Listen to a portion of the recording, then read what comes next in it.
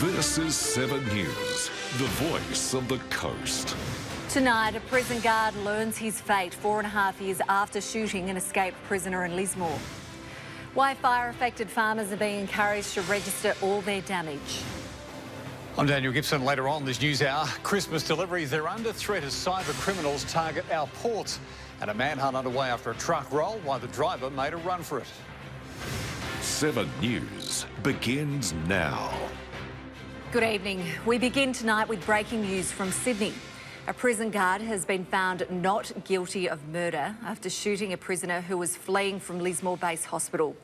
43-year-old Dwayne Johnson was shot in the back 4.5 years ago after escaping a medical escort. The prison guard, whose name will forever stay a secret, was found not guilty after a day-long deliberation. A full report on this story is coming into the newsroom and we will bring it to you as soon as we can. As farmers across the region struggle to recover from yet another fire, they're being encouraged to send details of damages through to authorities to drum up better support. With many feeling the pressure of 5 years of challenges, it's hoped more accurate details on the impact may bring additional government funding to affected regions. This was the view from David Duff's home as the Willy Willy Road fire tore through 95% of his 1,700 acres. Another hit for a farming community who are already doing it tough. The area's just been hit twice with these bushfires and a lot of people are finding it pretty hard. The area was ravaged by drought, then the Black Summer bushfires, COVID in 2020, floods in 2021, and now another significant natural disaster. Mr Duff says current support packages are falling short, that assistance like 50% subsidies on freight just isn't enough. Most people can't afford the 50%. They haven't got the money in the bank or in their pocket to, to buy fodder, to buy fencing materials. It costs a lot of money to feed cattle. Plus, many farmers are still paying back recovery loans from 2019 and another loan just isn't an option. Farmers are now being encouraged to take part in the primary industry's natural disaster damage assessment survey.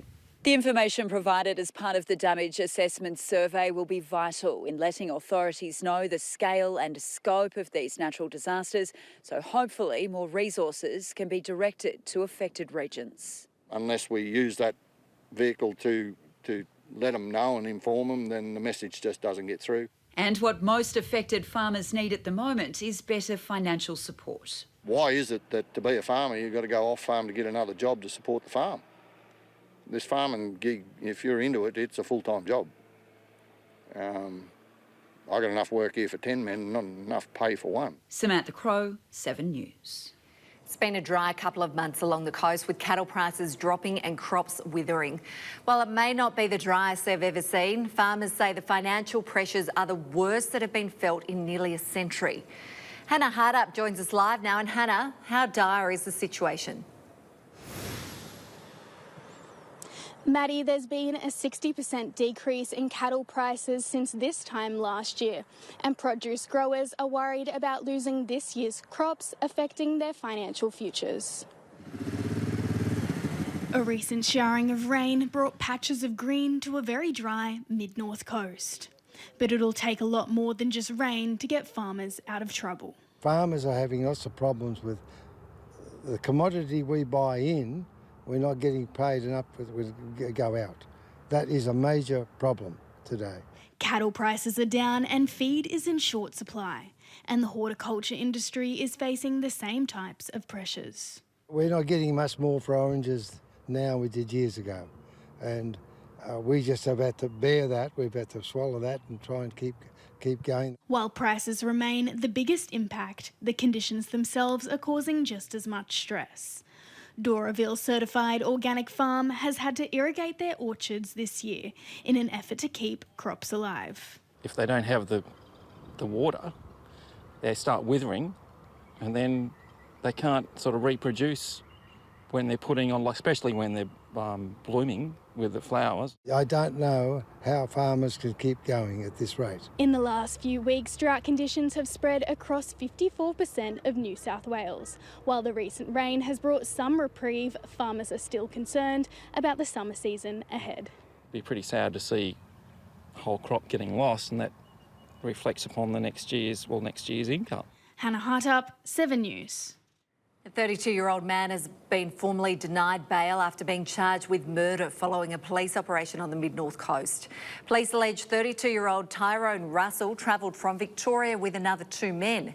It is alleged a disagreement between the trio saw the 30-year-old Sam Lishak fatally shot before his body was dumped on the side of the road in Port Macquarie. A third man, 26-year-old Corey James Glass, is also facing a number of firearms charges. Plagued by river closures since 2020, oyster growers on the Nambucca River are finally anticipating a bumper Christmas season. Stock levels are on the rise as flood recovery money helps repair flood-damaged rafts while replacing lost infrastructure.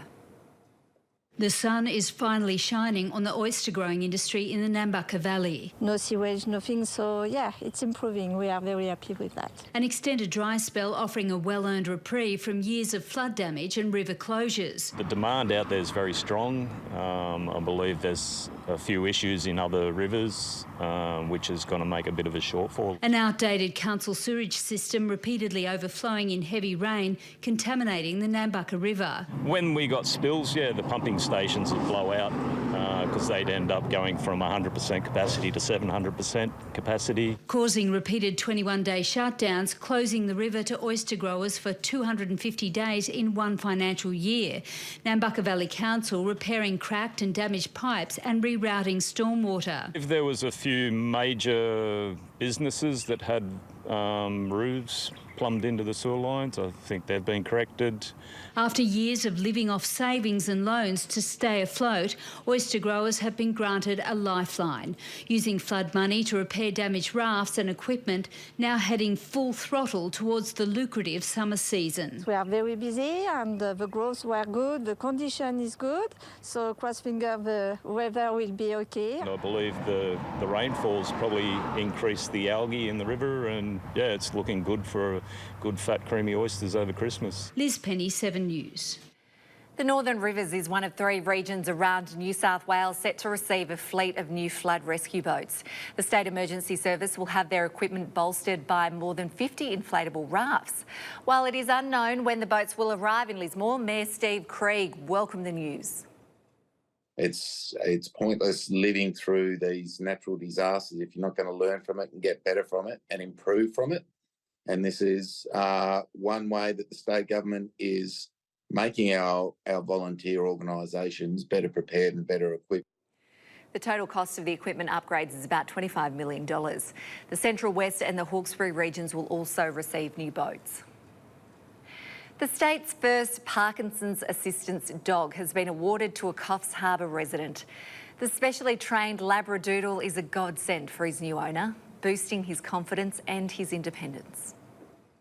This clever and gentle canine is a welcome new addition to the Saxby household. He's like an extension of myself, like a limb that was missing has been reattached. Just over a year and a half old, Archer the Australian Labradoodle is a revitalising force of nature, specially trained to assist his new owner diagnosed with Parkinson's disease 9 years ago. Because of my condition, he knows when my moods are down and he gets in close and that. His trusty pooch by his side, Graham has new confidence to return to places he hasn't been to for years, without a friend or carer, boosting his independence. With Archer, I'm able to go there. I'm able to manoeuvre through crowds better.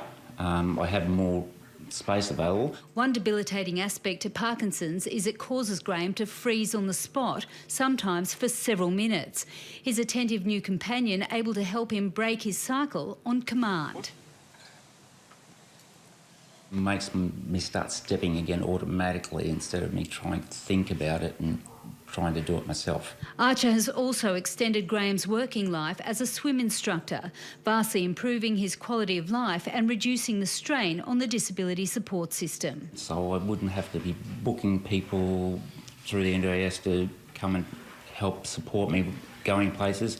Liz Penny, 7 News. Well, Kirsty joins us now with a look at today's weather. And Kirsty, a bit cloudy up and down the coast today. We did have some overcast conditions, Maddie. Hello to you and good evening, everyone. Much like our weekend, that scattered cloud, some cooler maximum temperatures and strong winds again today. Our temperatures remained around the mid-20s for the mid-coast, a little warmer further inland today. Port Macquarie 25 degrees, while Coffs Harbour reached just 20. Mostly cloudy, certainly for the mid-coast, but that cloud did begin to migrate north around lunchtime. Winds were very strong as well out of the southeast, gusting up to 40 kilometres an hour, and we could see the chance of a late storm developing around tonight. Grafton reached 26 and 27 in Lismore. Temperatures rising for the next couple of days, increasing showers during the week. I'll have the forecast shortly, Maddie. Thanks, Kirsty. We'll see you in a couple of minutes. Still to come in 7 News, our breaking news from a Sydney court about a prisoner shooting, a musical comedy performance with a difference in Coffs Harbour, and what floated and what sank at a Port Macquarie cardboard boat regatta. And a little later on this news hour, a manhunt underway after a truck rolls on a Sydney motorway, causing traffic chaos. A ship carrying hundreds of passengers sick with COVID and gastro docked in Adelaide. And support for labour slips as Australians demand better support for the cost of living.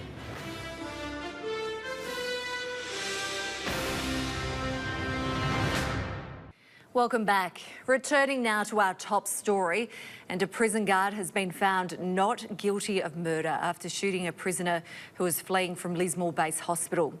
Leonie Ryan has been covering the case for us tonight. Well, there was a collective sigh in the courtroom when the foreperson read out the not guilty verdicts on both counts of murder and manslaughter after a day of deliberations. Indigenous man Dwayne Johnston was shot by Officer A while trying to escape custody at Lismore Base Hospital in March 2019. Johnston had earlier been arrested for carrying a taser. After he was refused bail in court, he suffered a fit in the cells underneath the building and was escorted to hospital. And while in emergency, he took off.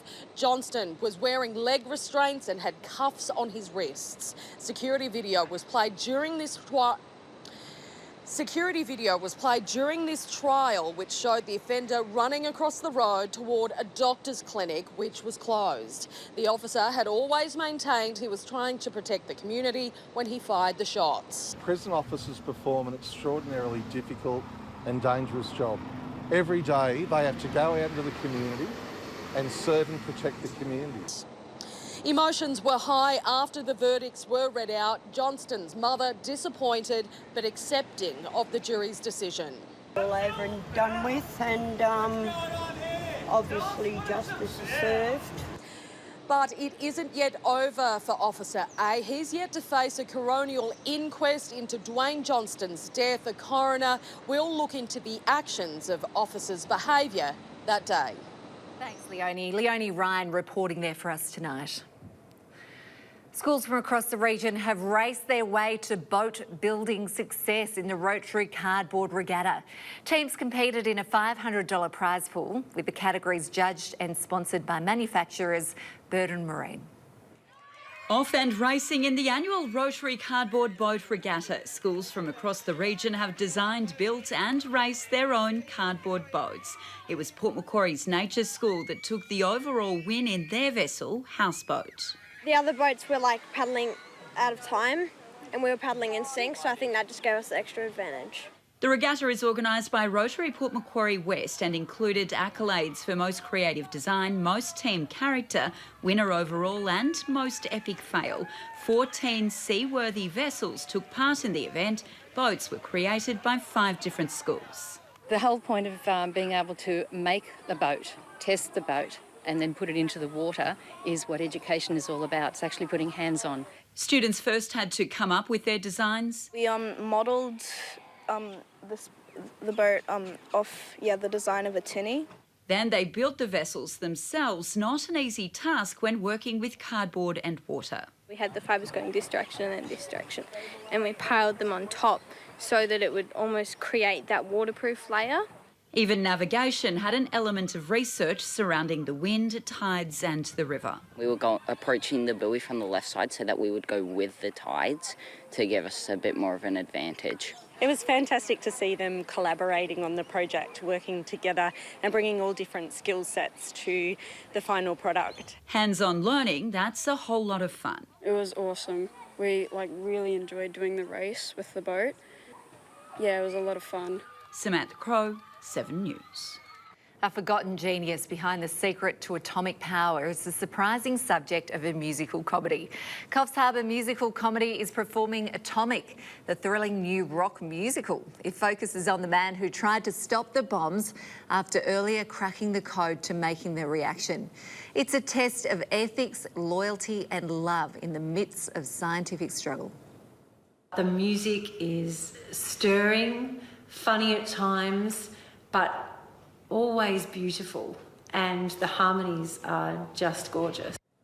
The show runs until November 26 at the Jetty Memorial Theatre. Performances are Wednesdays to Sundays. Still to come in 7 News, a new sponsor for Group 3 Rugby League in 2024, and how are preparations going for a Manning Great Lakes trainer ahead of the Taree Cup.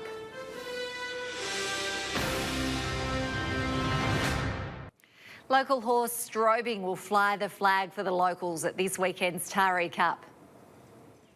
It'll be a big day of country racing this weekend in the Manning Valley. The Taree Cup is it's steeped in tradition, so it's not one of those cups that just people just flick the page and pass by. I think it's a cup that people really want to win each year, and like as I said, we'll have good representation. There'll be nothing better than a local victory. This year's Taree Cup is expected to bring a competitive field.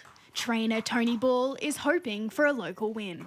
It'd be a feather in my cap to win that, especially for the team that worked for me and that, to win your hometown cup's just unreal. Molly Fitzgerald will be on board Strobing in the feature event. The same pairing that won the Cranback Cup last month. Strobing puts the head in front. Strobing has won from the fast finishing. Tony has no doubts that she will ride an exceptional race. But she knows how to ride him. I haven't got to tell her. She won on him here. She rode him a treat at Kempsey. And look, she's riding fabulous, Molly. We can't complain. She's a great part of the team here. The entire meeting has over $350,000 in prize money up for grabs, with country and metro jockeys from across the state saddling up for the big day. The cup's worth $100,000, so it should be a good showcase day for the club, but also for Taree. 6 days out and the nerves are settling in.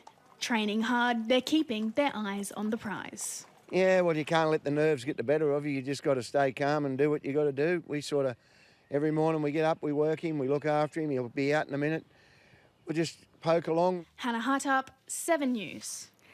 North Coast local David Alley is on the final stretch of his world record attempt, kayaking the length of the Murray River. He's currently ahead of the pace needed to achieve the record, expected to finish this Friday. He has had some big days of water action, battling strong winds and temperatures of up to 41 degrees. On Sunday, he crossed into South Australia and will only have 300 kilometres left after tonight. So still going strong Friday night. Going under this bridge. I'm not 100% where this bridge is or what it is.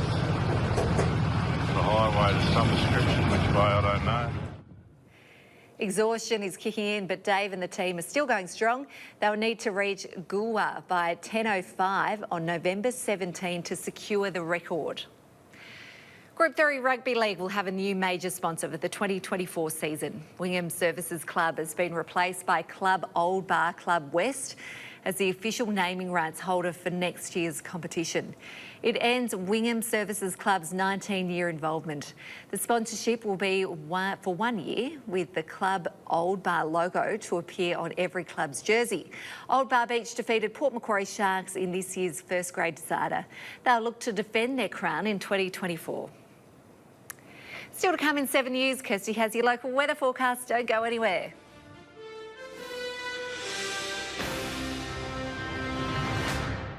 Welcome back, everyone. A low pressure trough sitting over the northeast of New South Wales could trigger some thunderstorm activity for inland regions. This low is decaying though, with more stable weather returning tomorrow. That stability might not last too long though. A new trough is forecast to develop midweek, strengthening towards the end of the week and bringing back that chance of showers to New South Wales. A high will then take over on Friday with sunshine forecast heading into the upcoming weekend. Upcoming rainfall will again predominantly fall in the north and the east of the state. Some showers on Thursday with onshore winds driving moisture along the coast. That's before some heavier rain arrives late into the weekend. Totals at this stage up at around 20 millimetres, but that could increase as we get a better idea of how this system develops over the next couple of days. First though, let's take a look to our Tuesday weather along the coast, and we are expecting a mostly settled November day tomorrow. Fairly sunny skies, the mid to high 20s. However, there is that chance of a late spring storm in towards the afternoon and evening. A top of 24 for Byron Bay with some cloud cover, and the same inland at Lismore with a top of 28 degrees. Northeasterly winds in the morning becoming southwesterly. Offshore tomorrow, winds chopping and changing direction, also becoming northeasterly at around 20 knots. We're expecting sea heights about 1.5 metres, with those swells increasing to around 5 to 8 feet for the Macquarie and for the Hunter. The middle of our working week, also a partly cloudy day with that chance of possible storms. Warm again for the coast though, 31 for Kempsey, the same for Wauchope and the high 20s elsewhere. Around the mid-coast, southwesterly winds. Further north, we are expecting those winds to shift northerly. But it's Thursday when we are expecting some moderate rainfall, as little as 1 to 2 millimetres, as much as 15 millimetres around Port Macquarie and for Coffs Harbour. A light breeze during the day. That wet conditions though also leading to quite humid conditions as we track towards the end of the week, Maddie. Yeah, very unsettled few days. Thanks, Kirsty. See you later. And that's all we have time for tonight. Thanks for your company. You can catch up on our website or, of course, 7plus. Right now, though, Dan has your national news. Have a lovely night. I'll see you again tomorrow night from 6 o'clock. See you there.